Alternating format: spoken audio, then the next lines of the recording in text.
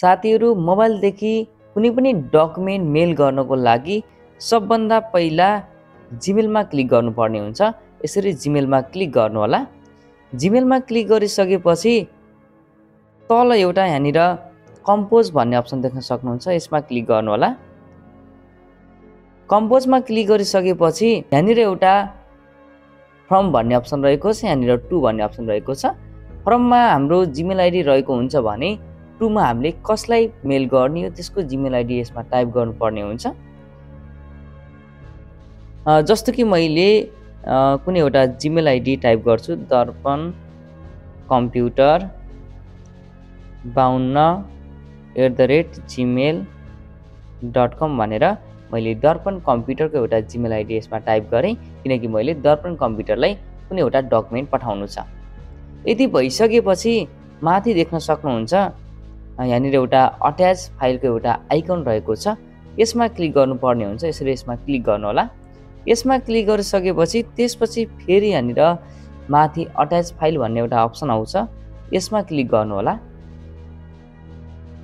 यसमा क्लिक गरिसकेपछि आफूले पठाउने डकुमेन्टलाई सिलेक्ट गर्नुपर्ने हुन्छ।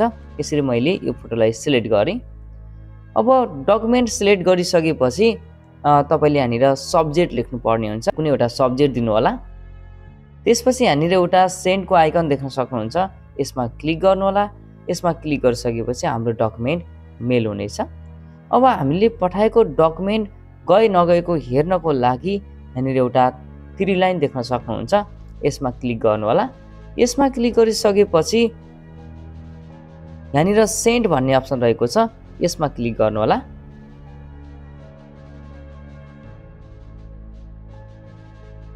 त्यसपछि यहाँनिर एउटा फोटो भन्ने गइसकेको छ। हामीले अघि भर्खरै पठाएको डकुमेन्ट 10:30 मा हामीले जुन पठाएको डकुमेन्ट छ त्यो डकुमेन्ट यसमा गइसकेको छ, यसमा क्लिक गर्नु होला। यसमा क्लिक गरिसकेपछि यसरी हाम्रो डकुमेन्ट गएको देखाउनेछ। यसमा देखायो भने हाम्रो डकुमेन्ट हामीले पठाउने मान्छेसँग पुगिसकेको बुझ्नुपर्छ। अब हाम्रो डकुमेन्ट कुनै कारणले गएन भने त्यस्तो अवस्थामा कसरी हेर्ने त? त्यसको लागि हामी फेरि 3 लाइनमा जाम। 3 लाइनमा गइसकेपछि यहाँनिर तल एउटा ड्राफ्ट भन्ने अप्सन देख्न सक्नुहुन्छ, यो ड्राफ्टमा क्लिक गर्नु होला। यो ड्राफ्ट भन्ने अप्सनमा क्लिक गर्नु होला। यसरी यसमा देख्न सक्नुहुन्छ मैले पठाएका यति धेरै डकुमेन्टहरू यसमा गएको छैनन्।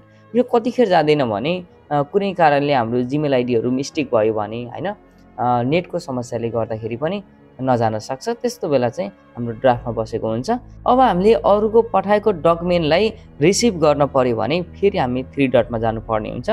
3 डटमा गइसकेपछि यहाँनिर देख्न सक्नुहुन्छ अल इनबक्स भन्ने अप्सन रहेको छ, यसमा क्लिक गर्नु होला। यसमा क्लिक गरिसकेपछि अरूले पठाएका सबै डकुमेन्टहरू यसमा सो हुनेछ।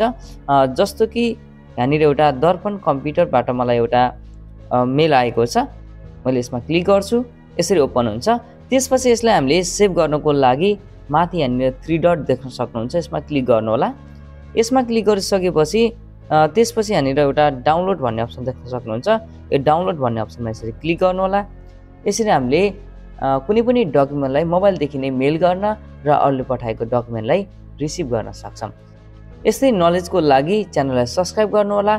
धन्यवाद।